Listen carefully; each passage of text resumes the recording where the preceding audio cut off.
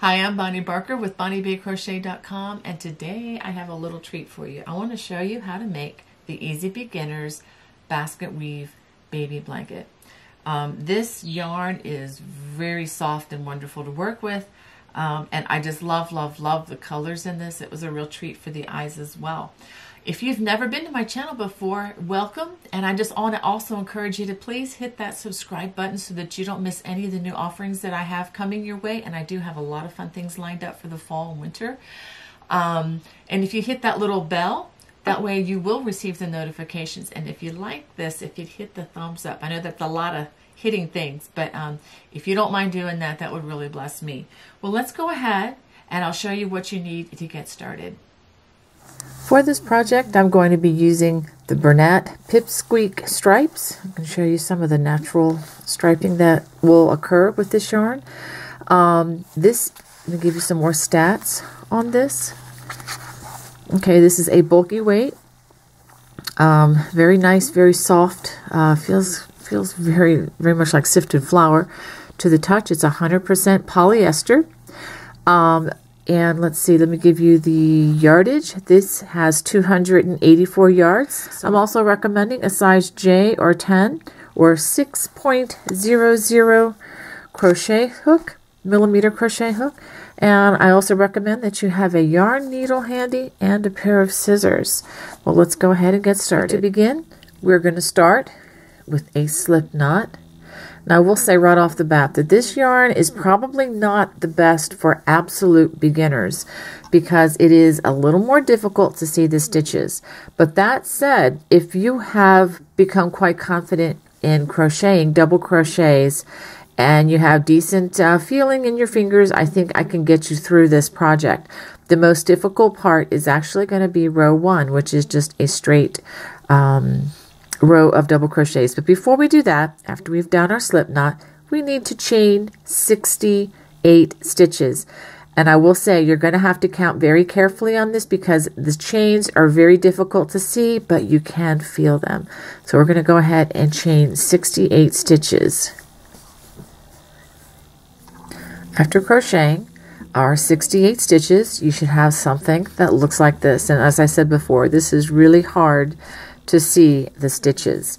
So what we're going to be dependent upon for this row is feeling each stitch. And I promise you I can feel 1, 2, 3. So we're going to start in the 4th, which is right here. And we're going to work a double crochet in that stitch and then feeling for the next stitch. Double crochet in that next stitch.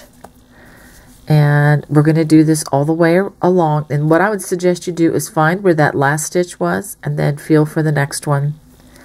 Okay, now if you don't like using this kind of fuzzy yarn, you might be able to find some other color changing yarn that's a size 5, or even if you wanted to try doing this with a size 4 yarn, you can.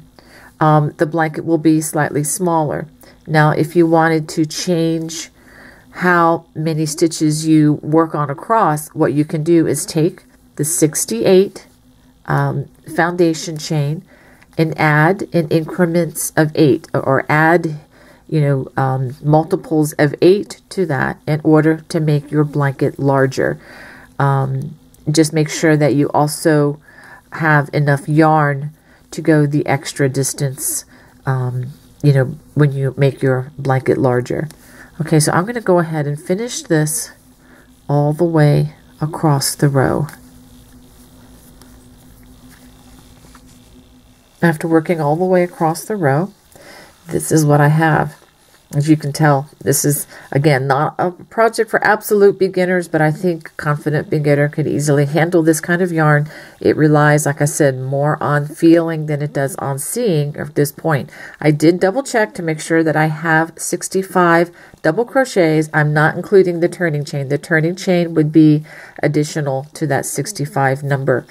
If you don't have 65, you're going to be short. So you're going to need to make sure you have at least 65. Well, no more than that, actually. So now we're going to start by chaining 2, 1, 2.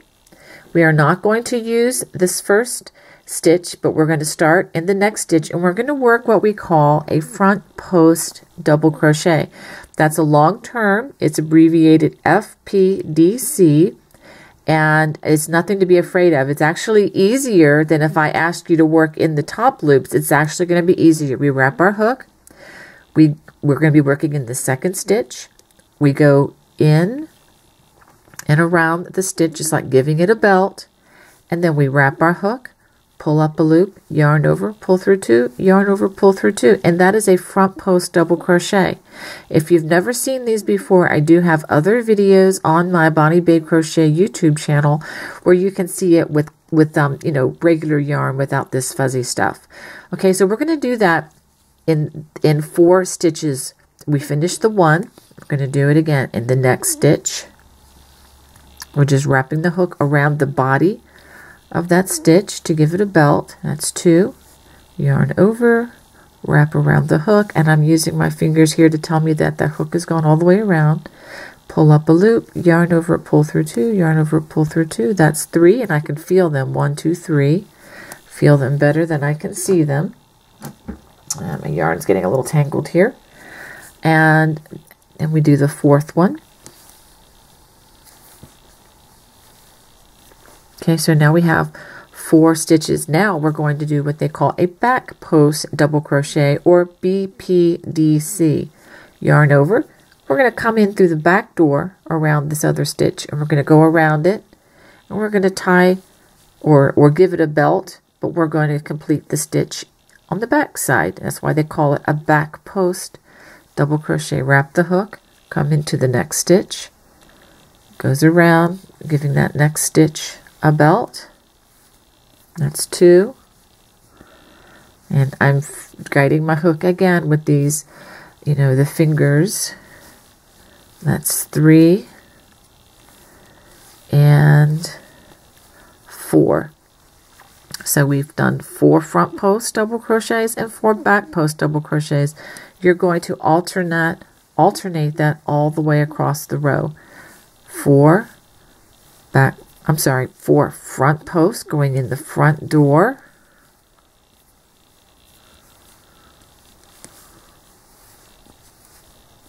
And if I'm going too fast, you can always slow me down by adjusting the speed. Right around here on the right-handed and right around here on the left-handed videos, you will find a little gear if you're using your computer. And you click on that and it'll bring up replay speed, and you can adjust that to slower. If you're using your iPhone, it's right up here. There's 3 little vertical dots. If you click on that, that's where you can also select the speed and slow this down. Okay, so let's review. We've done 4 front post double crochets, 4 back post double crochets, 4 front post double crochets, and now it's time for 4 back post double crochets. Again, coming in that back door around the stitches, and then you just complete that double crochet, but on the back side of the stitch this time. Okay, so that's 4, 4, 4, 4, front post, back post, front post, back post, and we're going to do that all the way across the row. After working this all the way across, we do end with 4 back post double crochets, and then you're going to have just one space here where that turning chain was or is. We're going to work a half double crochet. Let me show you how to do that. Wrap the hook, just stick it right in that big hole there, pull up a loop, yarn over, and pull through all 3 strands on the hook, and that is your half double crochet. Okay, so the row that I just taught you, that's actually row number 2. You need to repeat that 2 more times. So row 3 and 4 are going to be a repeat of row number 2. And let me show you how that starts again. You chain 2, then we work 4 front post double crochets. Notice that I skipped the first stitch along the edge here. You're always going to do that at the beginning of each row. And then we're going to work 4 front post double crochets, and we're going to follow that with 4 back post double crochets. So for row number 3. Go ahead and repeat that all the way across. Okay, that's 4 front post double crochets, 4 back post double crochets, and then when you get to the very end of the row, just like I showed you, you're going to work a half double crochet in this turning chain. So go ahead and work row 3 and row 4 the same way. And then after that, I will show you how to reverse the basket weave stitch. At the end of row 4, go ahead and work another half double crochet, and then let's go ahead and turn and take a look at what we should have. And it's easy to count again with your fingers. We have 1, 2, 3, 4 rows. Remember, the first row was that row of double crochets, and then we've worked 3 rows with the basket weave. Now typically for the rest of this pattern, when we switch to the new rows, which I'll show you in just a second, we're going to work 4 rows each. Okay, so let's go ahead and do that now. I'm going to chain 2, and we've been working front post double crochet here. This is where we reverse it. Instead, again, we're skipping this first stitch along the edge. We're going to work 4 back post double crochets. 1, remember that's coming in the back door, 2, 3, and 4. After we do that, we work 4 front posts, and this is where we would normally work a back post. This is, again, the row where we're switching the direction. So we're going to, that's 2, we're into a new color here, 3, and 4 for the front post. Now we do 4 back post double crochet. So we're basically doing the opposite of what we've been doing for the last 3 rows. Okay, and again, every 4 rows we are going to switch just like we're doing here, and then we work 4 front post. 1, 2, 3, and 4. Let's take a look at this. And don't worry about the colors changing here. This is going to add a lot of character to the design of what we're doing. So we have 4 back post, we have 4 front post, 4 back post, and 4 front post. So do you see how it's beginning to give it more that basket weave look? So go ahead and finish this all the way across. Row 5 ends, like I said, with a half double crochet in that turning chain space. And let's go ahead and turn and see what we have here. This is really coming out nicely. I wish I could help you to feel how this feels, because it's very, very soft. I think a baby's fingers are just going to love the squishiness of this.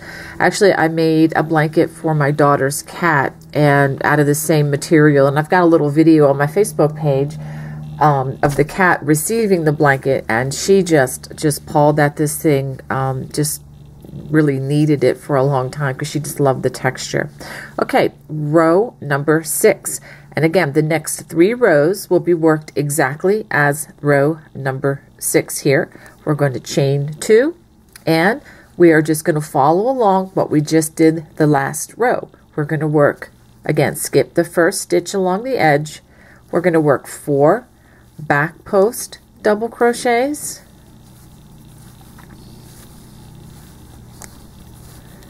and 4, and then after that we're going to work 4 front post double crochets. 1, 2, again, I'm using my fingers in my non-dominant hand to really guide the hook and tell me where to go. You can really do this stitch in the dark. It is as easy as that, which is why I even dare to label this an easy beginner project, because it really is. Once you understand the stitch, it is very easy. In fact, I remember teaching this stitch years ago to a child who had a mild form of brain damage from shaken infant syndrome, and she was able to, with a little bit of practice, she was able to learn this stitch, and she's gone on to do some amazing crochet projects and has won special awards at the fair. Anyway, so one more time. After we do those 4 front post double crochet, we do 4 back post double crochets,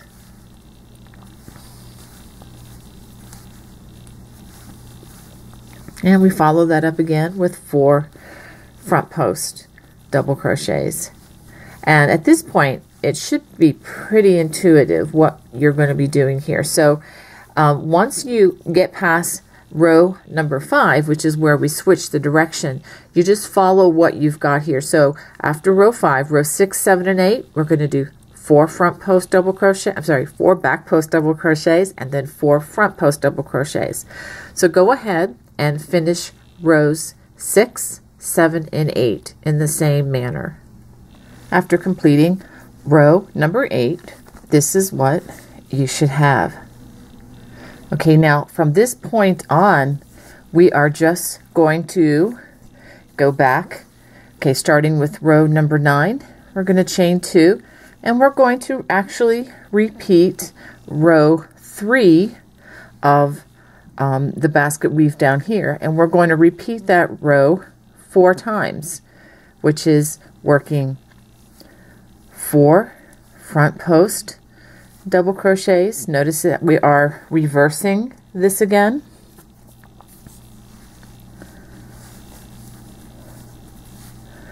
And then we're going to follow the 4 front posts with 4 back post double crochets. That's 1, 2, 3, and 4. So we will have this row number 9, row 10, 11, and 12 will be repeating this same row. And then after we do those 4 rows, we're going to go back to row number 5, where we started with the 4 back post double crochet followed by the 4 front posts. So that will reverse it again, so that every 4 rows the basket weave will be reversed. So go ahead and work the rows until the blanket is approximately the size you want it to be.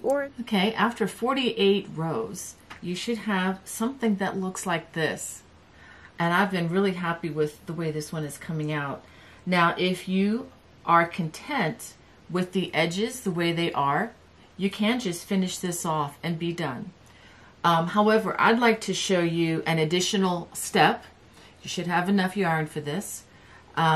I'm going to show you how to do ribbing around the perimeter of this baby blanket. Very similar to the ribbing that you might see in cuffs or around, the bottom edges of sweaters. I think you're going to really like this, and it's just a variation of what you've already learned. Well, let me go ahead and show you how to do this up close. Before I do, I just wanted to also let you know that this blanket is measuring 24 inches by 24 inches. So if you wanted to make your blanket more of a rectangular shape and make it longer than 24 inches, you're free to do that. Just add rows in increments of 4 rows so that the pattern is maintained of the basket weave. Okay, now we're ready to begin the perimeter round. So the first thing we're going to do is chain 3, 1, 2, 3, and we are going to turn 90 degrees so that we can work along the row ends of this baby blanket. Okay, so the first thing we're going to do, we're going to work 2 double crochets in that first row end. Now I'm not going in between the stitches. I'm actually going completely around the stitches, okay? Okay, so we work 2 double crochets there, and the next we're just going to work 1 double crochet. And that's what we're going to alternate all the way across. We're going to work 2 double crochets and then 1 double crochet in the next row end. I'll do that again. 2 double crochets and then 1 double crochet. So go ahead and work that all the way across until you get to the last row. So after working those double crochets, 2, then 1, 2 in the next row end, and then 1 all the way across, it ends with 2 in that row end here, and then we have one left to go. And instead of putting one double crochet there, I'm going to have you put 8, and this is going to be for the corner. So 1, 2, 3, 4, 5, 6, 7, and 8. Okay, so there are 8. I know you can't see them there because of the fuzziness of the yarn, but there are 8 double crochets in that corner, and you see how it rounds it out nicely. Okay, now the next thing we're going to do, we're going to skip this first stitch because it's going to be really hard to work in, and we're going to start in the next stitch. And what I want to have you do is work 1 double crochet in each stitch across. Now it might be really hard to see this, but as I've said repeatedly here, you can really feel where this stitch begins. This is actually working along the foundation row, and so just using your fingers, try to find those 2 remaining threads. It's a lot easier than it looks. That the hook really does fall right into place. So we're just going to have 1-on-1 ratio here, 1 double crochet for each stitch across that edge, just like this. Now I'm going to give you a preview of how to finish this round. We're going to do this all the way across. When you get to the last stitch here, I want you to do 8 double crochets, just like you probably thought already. 8 double crochets to round this corner. And then that brings you to the other row ends, and we will work 2 double crochets in this row end, and then 1 in the next. 2, then 1, 2, and then 1, etc.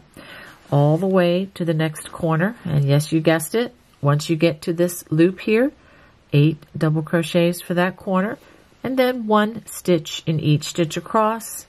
And I will show you how to make that connection to the beginning of the round. So go ahead and work this all the way around your blanket. After working these double crochets all the way around, notice this is where we started, right here with the chain 3, and then we have 1 space left, and we'll go ahead and work 8 double crochets in that space for that corner.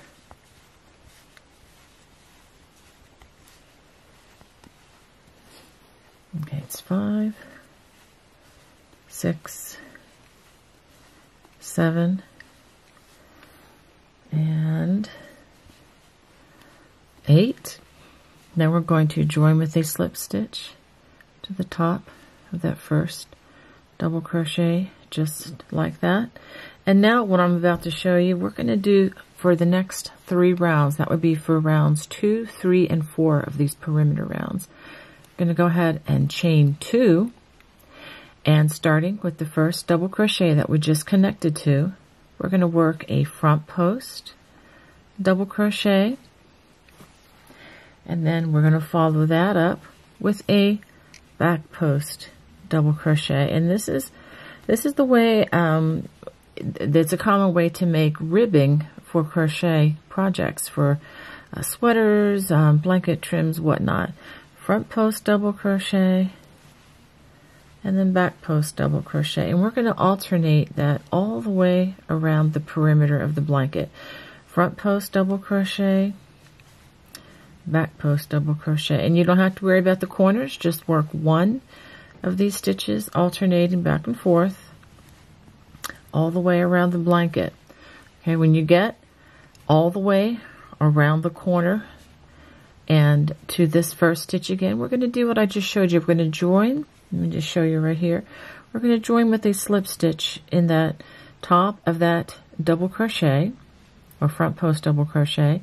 Then we're going to chain 2 again, and then we're going to work a front post over the front post, back post over the back post, front post over the front post, back post over the back post. Okay, so finish this round and then do 1 more just like this, and then I'll show you the final connection.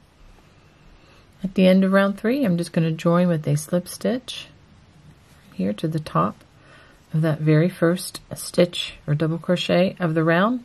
Actually, it was a front post double crochet, and I'm gonna end it right there. So go ahead and give it a chain and a gentle tug. And I'm going to get my scissors available here and cut that thread. Okay, now we have some things to do. We have a little bit of work to do hiding this loose end, and let me show you how I like to do these. There should only be a few of these that you need to deal with. I like to thread it through the yarn needle just like so. And since we're dealing with different colored yarn here, you're going to want to try to hide this under similar colored yarn. So I'm going to work it down. Whoops, it pulled right out. Go ahead and pull it down into the stitches of the similar color. Let's go ahead and thread this up again. You can see just how nice and soft and slick this yarn really is, because it does pull out quite easily. And so I'm just going to work it into some of the next yarn over here. The idea is to try to hide this as best you can among, the color of the yarn that is similar. But honestly, the yarn here is just so fluffy, and fuzzy. It's really easy to do this. I don't believe that this is going to show up again. All right, so I think I've hidden that fairly well. And so now I'm going to trim close, but not too close, because you don't want to trim your stitches. Okay, so that seems like it is hidden pretty well. And I'm going to go ahead and move this yarn out of the way. I just have a few more strands, like here where the yarn was connected. But by and large, I am pretty much done with this blanket. So let's go ahead and I'll show you how it looks. Well, this is our finished product. I hope you enjoyed this as much as I did.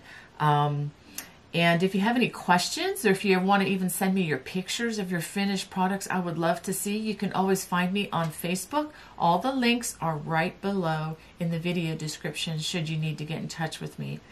Well, that's pretty much it for this project. Thank you for joining me, and just want to wish you God's blessings. Take care. Bye-bye.